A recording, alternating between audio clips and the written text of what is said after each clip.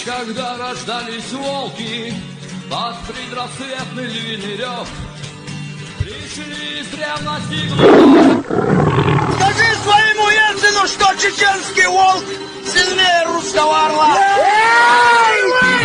Передай Ельцину, что в горах Чечни горят еще костры. В ту ночь, когда рождались волки, под предрассветный львиный рев, пришли из древности глубокой, мы в этот мир, чтоб нам суров, с тех пор.